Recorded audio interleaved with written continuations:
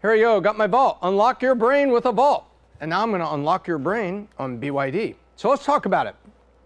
There's been a lot of headlines now, and I've even talked to some of my friends who are fairly up on things, and they've said, hey, what is this BYD company in China that's about to pass Tesla? And I said, well, that's been a long time coming. They said, I guess I haven't been paying attention, haven't been in the market for cars, just haven't been reading it. There's so much else to do in life. Totally. So what I'm going to do is I'm going to take us down a quick trip on BYD, how they're competing with Tesla and where they are right now. But then I'm going to do a big case study, like a 30-minute case study, really dive into it, because they get a lot of help from the Chinese government that, is pulling buttons, pulling levers, pushing buttons, trying to help their own companies, which I understand, but they do it in such ways as kind of unfair trade too. I'm going to dive into all that. But today, where did they come from? What's going on now? What are the cars that are out there and how are they competing with Tesla? So let's dive in. All right, Q Neil Diamond, where it began. All right, this guy is a founder, Wang Xuanfu, and I hope I pronounced that right. I want to be completely respectful with international names and things, so I'm not even going to try this one, but they acquired this auto company here, the unpronounceable company, and I just don't want to butcher it, and I don't want anybody to make fun of it in the comments, but that is the exact spelling of who they bought. So they buy that, and it becomes BYD Auto. And that's 2003. 2005, they come out with the BYD F3. It was one of the first cars that they came out with. Now remember, they weren't just doing EVs. They were trying to do energy efficient, so they had hybrids. You can buy hybrids here in the United States. It has a small motor and battery pack. And so you get this hybrid mechanism, and you get much better gas mileage, but you're not screwed if the battery runs dead because it has a little motor in it. So in 2008, BYD F3DM, that's the plug-in hybrid. See, so this was a car, this was a plug-in hybrid. You see what's happening here. They had a vision for EVs. Then in 2009, the BYD E6, which was full battery, means plug it in, charge it, it's only a battery vehicle. Reasonable looking car right there. You can see it right there. That's a picture from their own website of the vehicle at the time. So that's where it began. This gentleman, they acquire a company, they're starting with regular cars, they start moving into EVs. So, and it's a Chinese company most Americans don't think about and don't know about. Well, let's see what happened. They would go from 2008 to 2020, 12 years developing technology, developing battery technology and getting there. But from 2020, during COVID, to 2023, it's like they exploded on the scene out of nowhere. Well, no, they were an overnight sensation, 12 years in the making while they were building. I'm going to cover that on a deeper case study. But right now, spin forward to 2020. 2020, they introduce the BYD Han. Guess what? Four-door car, very sleek looking, not sleek like the Tesla Model S, but nonetheless a really good looking car. And they entered Europe. I think the first place they entered Europe was Norway. So they were going one country at a time, but now everybody in Europe is saying, hey, there's Teslas, but what? BYD, and they start in Norway. 2021, this is Daimler AG they had a stake in the company that was like 50%. That gets reduced to 10%. Now, this was also being driven by the Chinese government that wanted less foreign ownership. And that means that BYD Auto then controlled 90% of their company. So early partnerships get bought out, and they announce more vehicles. The Denza minivan, good-looking minivan there. The typical large front fascia with the solid area, there's no radiators up there, so it's just pushing wind out of the way, and there's a lot of sensors for automated cruise control, ultimately heading toward self-driving options and things like that, or automatic lane change assist and whatnot. Anyway, here comes the Denza minivan. Then 2022, they announced Platform 3.0. That was the 3.0 platform in terms of technology and software and battery technology to make the cars go further, be a little zippier, because EVs are pretty quick. I've surprised a couple people with my my Fisker Ocean One, turning a 0 to 60 in 3 seconds, which is pretty crazy. I've surprised some supercar people, and I don't make noise. And it looks like a little Land Rover Evoque, which tends to flip people out. What the hell was that thing? Well, these are what EVs do. instant torque in those electric motors. So Platform 3.0 comes out in 2022, and they said, and now the car's coming on it, we're going to be able to go faster with more efficient batteries, and we're going to head towards self-driving and a lot of things like that. 2023, they announced the Seagull, the smallest and cheapest BYD car to date. And look at that. That's like what you would see in Europe. You've seen in Europe, those little tiny four-door cars running around the streets. You obviously see some of those in Japan. Well, they put that out. And Platform 3.0 is out, and their marketing and their sales engine is out, and they've spent all this time reducing the internal cost so that they can get the cheapness into the consumer in the form of a low price.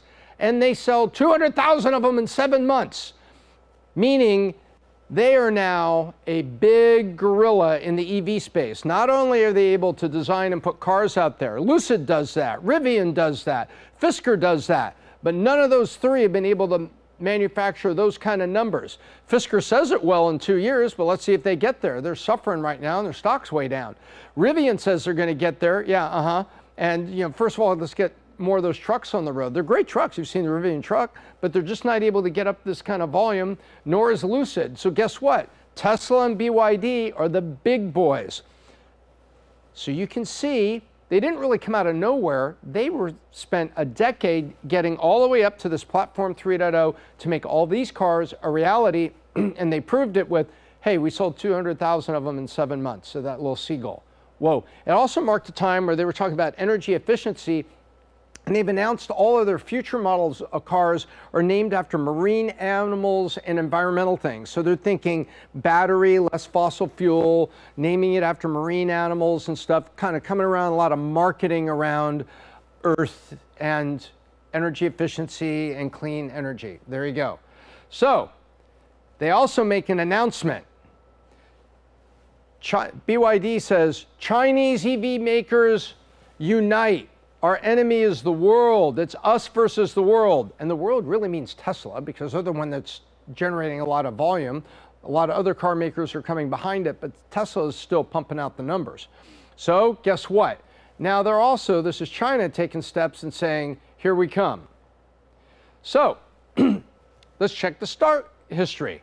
They have, on the US stock market, they have an ADR, which is short American Depository Receipts, but what that really means, this is a reflection that you can buy here in the United States of the stock that's overseas. And take a look.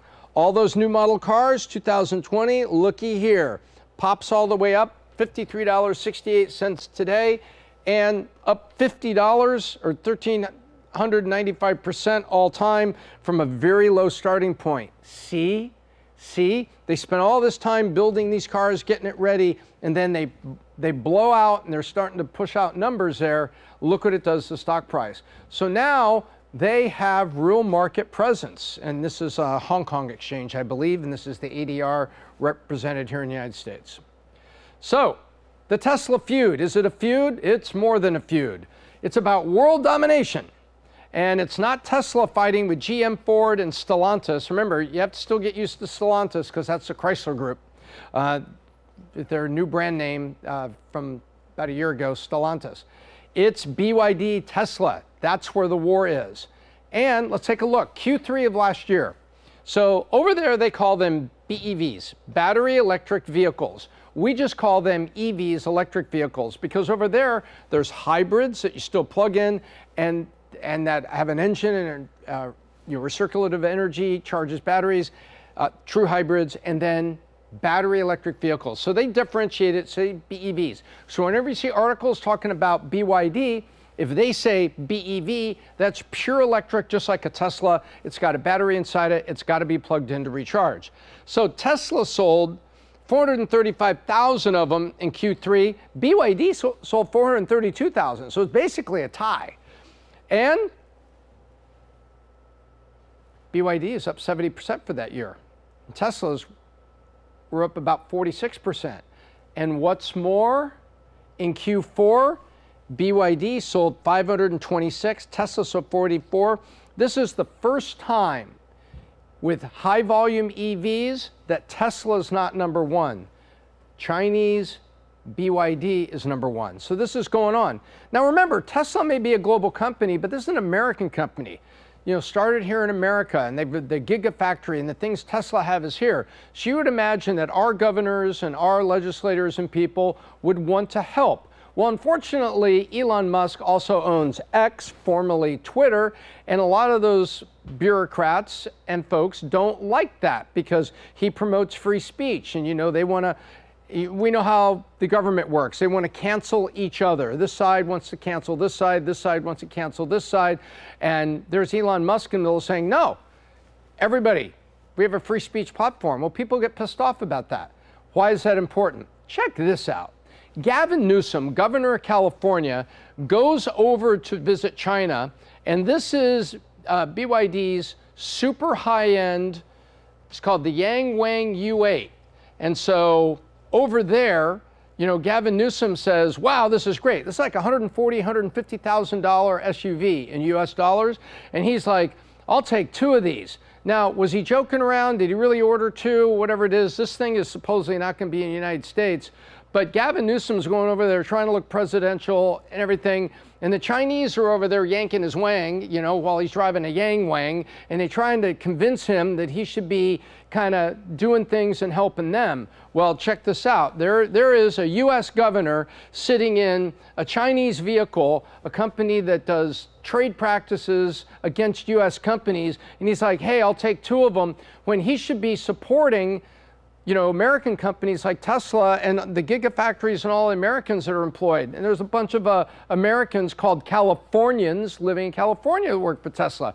So this kind of crap doesn't help. And this is an example of how the political realm, you know, America first, it's sometimes America last. But the whole point I'm making here is this doesn't help when you've got an American company, Tesla, trying to compete with a Chinese company. Come on now, guys. And your governor of one of your larger states, I'll take two. Please, give me a break. So, what's next? Well, this year, Motley Fool just came out, and they said that they were looking at the EV stocks. They said there's two stocks to buy. You know, BYD, buy the ADR over here in the US, or Tesla, and one to avoid. The one to avoid, they said, was Lucid. And you can go back and look at my Lucid case study, and you can see why maybe you should avoid that. It's not my opinion. There's a lot of stuff going on there to avoid. Then, Tesla versus BYD. Analysts prefer one of them, giving BYD a 70% upside. So there it is. You've even got analysts looking at it now saying, hey man, you know, America first, world first, whatever it is. I'm telling you, I'm analyzing it, and BYD, I think, has got 70% upside coming up in the next 2 years. That's pretty amazing. Bloomberg comes out. Tesla falls behind China's BYD in quarterly EV sales as growth slows. So there is that number. BYD sold 526,000 to 44 in Q4, and Tesla exceeds. And so they're saying all this and saying Tesla falls behind when Tesla exceeds the annual target. They beat their numbers. How many years were they not beating their numbers because they needed to get the factories going, get momentum going on there? And we were like, oh, Elon Musk gave a number and he didn't meet it. Well, now he beats his number, but BYD is revved up and they're at speed and they're in front of him. So there you have it. A lot of headlines, and all these headlines here that are going on, these are all, that's January 10th, this is January 8th. This one, I believe, was January 10th as well, Bloomberg. So all these headlines are out there, and a lot of you, thank you very much for your comments. Thank you for your DMs on X, asking me, why don't you do a quick overview of BYD? Sure like to know what's going on. And I'm getting ready to do a special edition case study where I'm going to take a deep dive and tear down into BYD, including the international trade issues on how they make it unfair for all kinds of American companies. Even if you don't like Tesla, but you're here in America and you want to see how Ford and GM are supposed to be competing around the world, you're going to see what the Chinese are doing to help stop that and make it not a fair fight of your product, your price versus my product. And that's coming soon. But this, I hope I've unpacked for you what's going on right now with this Tesla versus BYD headlines we've been seeing. So, lessons for you and me. And I think I got my slides all wonky this week, so let me just pop them all up here. All right, there we go. First of all, regardless of where you are, unless you're just a plumber doing business in Kansas City, Missouri or something, international is everywhere. The internet is inherently international. So whatever you do, suppliers, competitors, know your sector and understand how international impacts it. There's a lot of people out there that didn't see BYD coming. Oh, sure, they knew what was going on, but from 2020 to 2023, I've read a lot of analyst reports that say they frankly are super surprised that in those 36 months, how fast BYD has moved, the introduction of the Seagull, selling 200,000 of them in 7 months. People said they saw BYD coming, but they didn't see them coming this fast over this 36 months. Well, they've been building momentum behind the scene, and here they come. Well, if you're in a sector and you're something where international will be a part of it, know how quickly it can happen.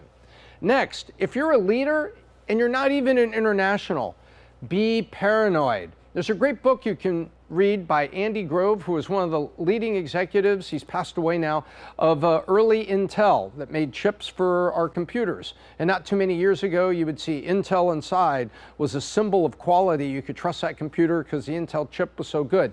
Well, Andy Grove wrote a book called Only the Paranoid Survive. And paranoia can be your friend.